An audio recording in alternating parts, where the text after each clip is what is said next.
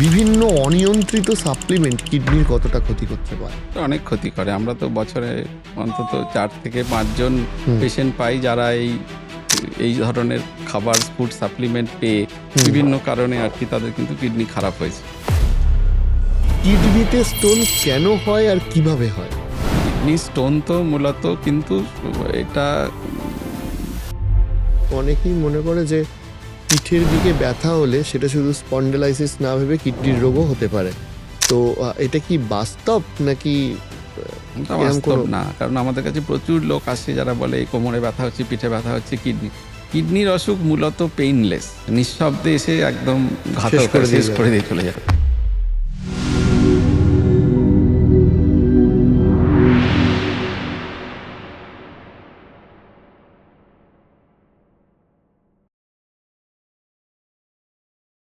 এত তো আপনার এক্সপিরিয়েন্স, বহু কয়েক হাজার মানুষের আপনি কিডনি ট্রান্সপ্ল্যান্ট করলেন। একটা খুব ইমোশনাল স্টোরি থাকে একটা মানুষ তার সম্পর্কের মানে নিকট আত্মীয় বা তার হাজব্যান্ড বা ওয়াইফ ওই পরিস্থিতিতে কিডনি না পেলে মারা যেতে চলেছেন। তাদের হয়তো অর্থনৈতিক লিমিটেশনও অনেকটা, যে কিডনি অঙ্গদান বা ডোনারের থেকে জোগাড় করতে পারবেন না। আহ, কিছু ইমোশনাল স্টোরি কি মনে পড়ে বা?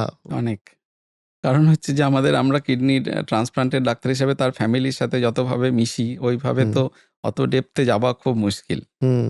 2 বা 3টে আমি ছোট ছোট জিনিস হ্যাঁ। বলছি।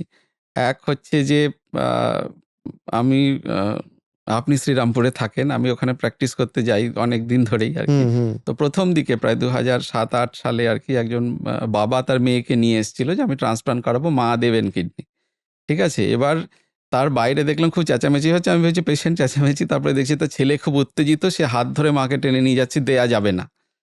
ঠিক আছে? কিছুতেই দেয়া যাবে না। কিন্তু তারপরে তার বাবাকে সে কনভিন্স করালো যে বাবা তার বিনিময়ে ছেলেকে কিছু দেবে, তবেই মাকে সে তার বোনকে কিডনিটা দিতে দেবে। ঠিক আছে? টাকা পয়সা? মানে কিছু, তুমি বোনকে হ্যাঁ। এরকম দিচ্ছ, আমাকে কেন দিচ্ছ না আর কি, এরকম। সেরকম আরো একটা স্টোরি, আমি যখন স্টুডেন্ট ছিলাম মনে আছে, আমাদের সরকারি হাসপাতালের একজন বাবা তার ছেলেকে কিডনি দেবেন। তার পারিবারিক মানে চূড়ান্ত আমি আরেকবার প্রথমেরটায় আসছি, মানে মানুষ কতটা মেন্টালিটি খারাপ হতে পারে যে যেহেতু মা মেয়েকে কিডনি দিচ্ছে তার বদলে ছেলেকে কিছু দিতে দিতে হবে। হবে। ঠিক আছে? এরাও এরকম মানুষ। আমি হ্যাঁ। আরেকজন মানুষকে জানি যিনি আনফরচুনেটলি মেট্রো রেলে সুইসাইড করেছিলেন। সেই বাবা আর কি, সেও দিতে চেয়েছিল তার মেয়েকে কিডনি। তার হুম। পরিবার তাকে কিন্তু রাজি হয়নি আর কি। কেউ তার বাড়িতে রাজি হয়নি যে তিনি কিডনিটা দেন। তারপরে তিনি 2টো কিডনি নিয়ে সুইসাইড করেছিলেন রবীন্দ্র সদন স্টেশনে। ঠিক আছে? আর ভালো দিক অনেক আছে। এখানে আমরা অনেক দেখেছি। কিছুদিন আগে আমরা একটা ট্রান্সপ্লান্ট করেছিলাম যার মানে দিদি এখানে ওই অনেকদিন আগে বিয়ে হয়ে চলে আসেন এবং তিনি এই ইন্ডিয়াতে থাকেন। তার ভাই বাংলাদেশে থাকে। হুম। তো এটা কিছুতেই আইনি জটিলতায় অপারেশনটা হতেই পারছিল না। কিন্তু দিদি পুরো অ্যাডামেন্ট এবং তাদের মধ্যে 100% ম্যাচিং, মানে 100% জেনেটিক্যালি।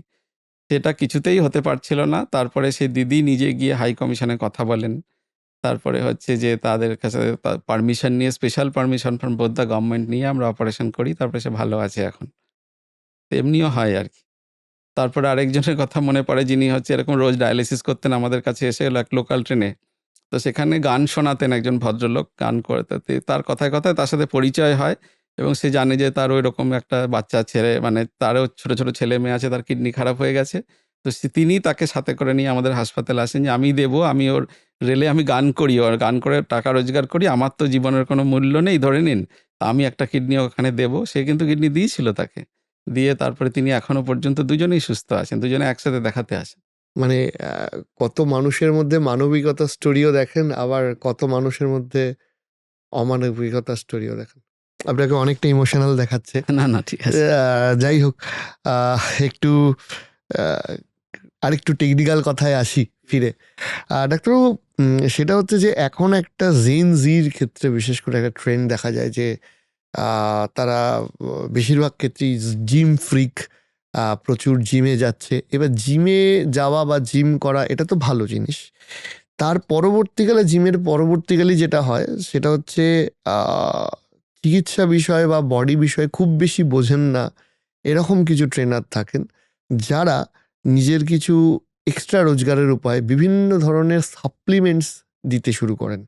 সেটা খুব দ্রুত রোগা হওয়ার সাপ্লিমেন্টের ক্ষেত্রে অনেক বেশি, আবার অনেককে একটু মাসেল গেইন করার জন্য ইত্যাদি বলা হয়। বিভিন্ন অনিয়ন্ত্রিত সাপ্লিমেন্ট কিডনির কতটা ক্ষতি করতে পারে?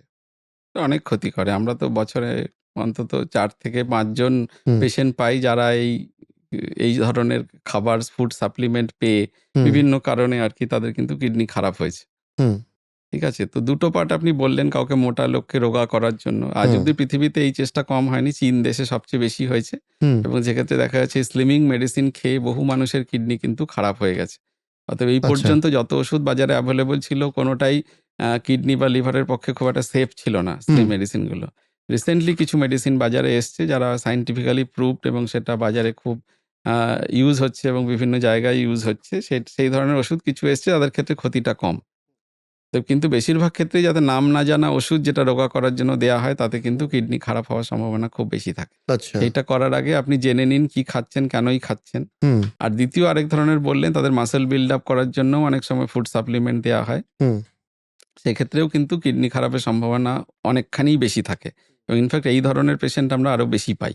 হুম, ঠিক আছে? তো আমি এটা ওই প্রসঙ্গে বলতে পারি একটা বড় বিখ্যাত এক বাংলা সিনেমাতে একটা পুরো টিমকে বলা হয়েছিল তাদের হুম, সবার শরীর স্বাস্থ্য খুব ভালো হতে হবে। আচ্ছা, আচ্ছা। একজন বিখ্যাত একজন নেতা মানে একজন অভিনেতা তাকেও বলা হয়েছিল তো ঐরকম এতগুলো আপনি করে অভিনেতা বলতে গিয়ে নেতা বলে ফেললেন, যাই হোক। ওই আরকি। আমি থামিয়ে দিলাম আপনাকে। না, আমার এই একটা খুব মজার কথা মনে পড়েছিল। এক অভিনেতাই আমাকে বলেছিল হুম, যে নেতারা খুব শীঘ্রই আমাদের প্রফেশনটা নিয়ে নেবে। সেটা খারাপ কিছু বলেনি। যাই হোক, টপিক থেকে সরে যাচ্ছি। হ্যাঁ, আপনি যেটা বলছিলেন যে ওয়েট গেইন করতে করার বলেছিলেন। জন্য তাকে মেডিসিন দেয়া হয়েছিল। এতগুলো সবুজ, সবুজ এত বড়, বড় কিছু হুম, ট্যাবলেটের মতো হুম, জিনিস। তো সেটা খাওয়ার ২ সপ্তাহের মধ্যেই তার ক্রিয়াটিনিন বেড়ে 1.5, 1.6 হয়ে যায়। তো তিনি আতঙ্কিত হয়ে আমার কাছে আসেন। হুম, তখন তাকে আমরা ওটা ইমিডিয়েটলি বন্ধ করি এবং ফরচুনেটলি তিনি যে ভালো হন এবং শুধুমাত্র খাওয়া-দাওয়া করেই সেই সিনেমাতে তাকে যথেষ্ট মানে স্বাস্থ্যবান দেখিয়েছিল আরকি। আচ্ছা, অতএব এইটা একটা খুব ইম্পোর্টেন্ট জিনিস। এই ধরনের ফুড সাপ্লিমেন্ট কিন্তু আমাদের দিক থেকে যদি আমার চেয়ারে বসে বলতে বলেন আমি একেবারেই না করব। খাবার খান, সাপ্লিমেন্ট খেতে হবে না। আপনি রোজ যা খেয়ে থাকেন তার থেকে পরিমাণ বাড়ান। আপনি দরকার হলে জানুন বিদেশি অ্যাথলিটরা কি ধরনের খাবার খেয়ে থাকে। হুম, তাদের কাছ থেকে জেনে সেই পরিমাণ আপনি ফুড খান। আপনার মাছ খেতে পারেন, চিকেন খেতে পারেন, ডিম খেতে পারেন, দুধ খেতে পারেন, সুষম খাদ্য যা হয় সেগুলো খেতে পারেন। কিন্তু সাপ্লিমেন্ট খেয়ে কিডনির বিড়ম্বনা বাড়ানোটা ঠিক না। একদমই তাই। আমি এক্ষেত্রে আরেকটা জিনিসও জিজ্ঞেস করব, সেটা হচ্ছে যে আ বাহ্যিকভাবে ধরুন যে ইনজিউরি, অনেক ক্ষেত্রে অ্যাক্সিডেন্ট হয় বা বাইকে পড়ে যাওয়া হয়। সেক্ষেত্রে হাড়, গোড় ইত্যাদি ভেঙে যাওয়ার ব্যাপার আছে। এই ধরনের পেশেন্টদের ক্ষেত্রে কি দেখেন যে হাড় ভেঙে গেছে দিয়ে সেটা কিডনিকে কোনোভাবে ড্যামেজ করেছে বা ইন্টারনাল অর্গানকে ড্যামেজ করেছে? হ্যাঁ, তো কিডনি তো খুব কমনলি অর্গান যেহেতু এটা খুব পিঠের দেয়ালের কাছে একদম সিঁটিয়ে থাকে। হুম, সেইজন্য এখানে ইনজুরি হওয়ার সম্ভাবনা খুব বেশি। হুম, হুম, যদি কোনো ব্লান্ট ট্রমা বাইরে থেকে হয়তো কিছু হাড়ও ভাঙলো না তার। হুম, মানে কিডনির ওপরে সাধারণত আমাদের পাঁজরার একটা হাড়ই থাকে। যদি সেই স্পেসিফিকটা ভাঙে তো সেটা ক্ষতি করতে পারে। আদারওয়াইজ কিন্তু আ শুধুমাত্র ইনজুরিতেই কিডনিতে এফেক্টেড এফেক্টেড হয়ে যেতে পারে হতে এবং পারে। কিডনির ব্লাড সাপ্লাই আপনি যদি ভাবেন হচ্ছে হার্টের যা পাম্প করে তার 25% ব্লাড কিডনি পায়। তো প্রচন্ড ব্লাডি অর্গান এটা একটা। হ্যাঁ, ওকে যেহেতু পুরোটাই ফিল্ট্রেশন করতে করতে হয়। হচ্ছে। তো সেইজন্য ওটা যদি একবার কোনো কারণে ইনজুরি হয়েছে ব্লিডিংও একটা হিউজ পরিমাণে হওয়ার সম্ভাবনা থাকে। সুবিধা এটাই যে কিডনির চারপাশে একটা খোলস থাকে ক্যাপসুল। তার মধ্যে যদি ব্যাপারটা থাকে তাহলে ওটা অত লাইফ থ্রেটেনিং হয় না। কিন্তু বাইরে আসলে কিন্তু সেটা অনেক ক্ষেত্রে লাইফ থ্রেটেনিং হতে পারে, কিডনি থ্রেটেনিং হতে পারে। অতএব যদি কোনো ব্লান্ট অ্যাক্সিডেন্ট হলো, বাহ্যিকভাবে আপনি কিছু বুঝলেন না, হুম, কিন্তু তার ক্ষেত্রে কিন্তু কিডনি দেখে নেয়া উচিত। এটা যেমন স্প্লিন বা লিভার আমরা দেখি, কিডনি দেখে নেওয়া উচিত তার কোনো ট্রমা হয়েছে কিনা। নাহলে পরে কিডনিটা পার্মানেন্টলি লস হতে পারে। তার হয়তো ১৫ দিন পরে এমন পরিমাণ একটা ইমার্জেন্সি তৈরি হলো যে হাসপাতাল অব্দি পৌঁছানোই গেল না। এটা খুব ইম্পোর্টেন্ট। আচ্ছা, আপনি একটা কথা বলুন যে এটা ট্রুথ না মিথ সেটা একটু বলবেন। যে অনেকেই মনে করে যে পিঠের দিকে ব্যথা হলে সেটা শুধু স্পন্ডেলাইসিস না ভেবে কিডনির রোগও হতে পারে। তো এটা কি বাস্তব নাকি আ এটা এরম বাস্তব কোনো? না। কারণ আমাদের কাছে প্রচুর লোক আসে যারা বলে এই কোমরে ব্যথা হচ্ছে, পিঠে ব্যথা হচ্ছে, কিডনি। কিডনির অসুখ মূলত পেইনলেস। নিঃশব্দে এসে একদম শেষ ঘাতক করে দিয়ে শেষ যাবে? করে দিয়ে চলে যাবে। তো কিডনিতে একমাত্র স্টোন বা ইনফেকশন না হলে কিডনিতে প্রায় ব্যথা হয় না। অতএব পিঠে ব্যথা, কোমরে ব্যথা কিন্তু অন্যান্য কারণে এগুলো বেশিরভাগ মাসকুলোস্কেলিটাল পেইনই হয়। আমাদের ক্ষেত্রে সবচেয়ে কমন আমরা যেটা দেখেছি আমরা বাইক চালাচ্ছে, হুম, উঁচু-নিচু রাস্তা উঠছে, নামছে, থামছে এবং এটাই হচ্ছে সবচেয়ে কমন কারণ হচ্ছে পেছনের ডিসপ্লেসমেন্ট। ডিস্কগুলো হচ্ছে ডিসপ্লেসমেন্ট হচ্ছে, কম্প্রেশন হচ্ছে। আমরা স্পাইনাল কর্ড থেকে সমস্যা। আমরা বহু মানুষকে বলেছি আপনি 2 মাস বাইক চালানো বন্ধ রাখুন, সে ভালোও হয়ে গেছে অনেক। ডাক্তারবাবু এবার একটা খুব গুরুত্বপূর্ণ দিকে আসছি। আপনি অলরেডি মেনশন করলেন, সেটা হচ্ছে পাথর, কিডনির পাথর। ঠিক আছে, কিডনিতে স্টোন কেন হয় আর কিভাবে হয়? কিডনি স্টোন তো মূলত কিন্তু এটা হয় এই কারণেই যে আপনার কিডনি দিয়ে বহু ছোট ছোট ক্রিস্টাল আর কেমিক্যাল বেরোয়, সেগুলো যদি একসাথে জমাট বেঁধে যায় তবেই পাথর তৈরি হয়। এটা তো সবার হবে না, ঠিক আছে। এটার কিন্তু একটা জেনেটিক ব্যাকগ্রাউন্ড ম্যাক্সিমাম ক্ষেত্রে থাকে, ডায়েট অথবা জেনেটিক।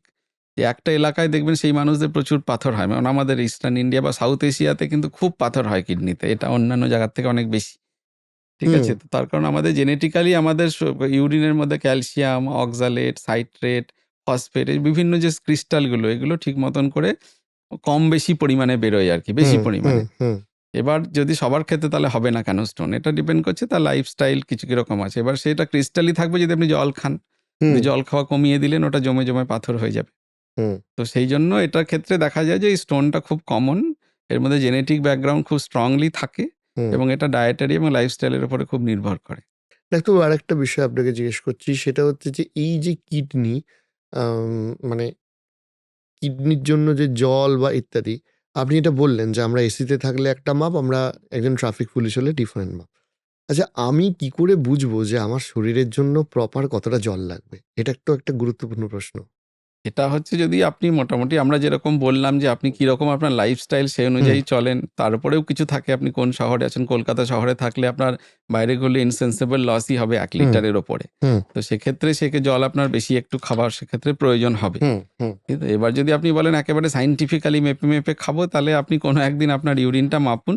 যতখানি ইউরিন হচ্ছে হুম 24 ঘন্টায় তার থেকে 500 থেকে 1 লিটার এক্সট্রা জল খাওয়া উচিত। সেখানে একটুখানি পরিশ্রম করতে হবে। পরিশ্রম করতে হবে।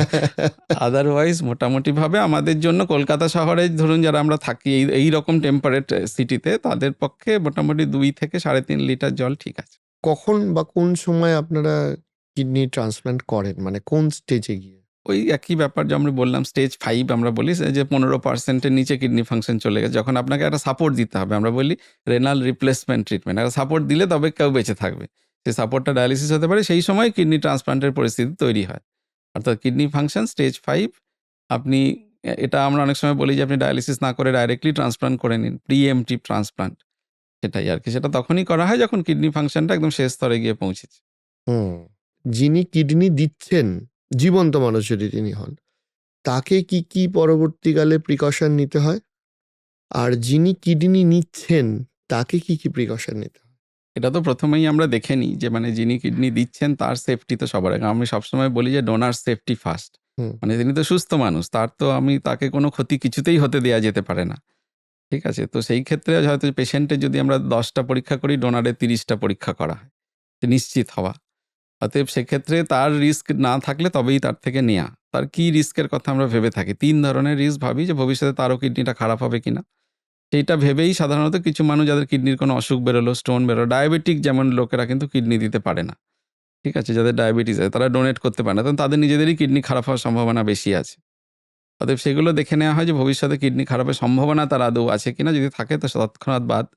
দ্বিতীয় কথা থাকে হচ্ছে যে খুব বয়স্ক বা খুব বাচ্চা ১৮ বছরের নিচে মানুষ কিডনি ডোনেশনের ডিসিশন নিতে পারেন না এবং খুব বয়স্ক মানুষদের কিডনিটা মানে ভালো করে ফাংশনাল থাকে না। এদেরকে আমরা এক্সক্লুড করি সাধারণত। আরেকটা বিষয় হয় যে এই ধরনের লোকেদের ভবিষ্যতে কার্ডিয়াক ডিজিজ হওয়ার সম্ভাবনা থাকে। তো সেটাও আমাদের অ্যাসেস করে নেওয়া হয় সেটা হতে পারে কিনা। আর ৩ নম্বর হচ্ছে তার অ্যানাস্থেসিয়া এবং সার্জারি। এটা তো অজ্ঞান করে অপারেশন হবে। তো সেই করতে গিয়ে হয়তো দেখা যাচ্ছে কিডনি দিতে পারবেন, খুব ভালো কিডনি আছে কিন্তু আসার সাথে তার অ্যাজমাও আছে। Anaesthetic রিস্কটা high. হুম তাদের ক্ষেত্রেও নেওয়া হয় না। তো সেক্ষেত্রে ভবিষ্যতে ইমিডিয়েট একটা রিস্ক থাকে, যেহেতু এটা অ্যানাস্থেসিয়া করে অপারেশন এবং এটা ধরুন গলব্লাডারের মতন একটা ল্যাপারোস্কোপিক সার্জারি হয়, সেটা ১ লক্ষ লোকে একজনের সমস্যা হয়। এটা বলা হয় যে আপনি প্লেনে চললে প্লেন অ্যাক্সিডেন্ট হওয়ার সম্ভাবনা যতটা, ডোনারের বিপদ হওয়ার সম্ভাবনা ততটাই, তার থেকে বেশি নয়, মানে অনেকটাই কম। কম।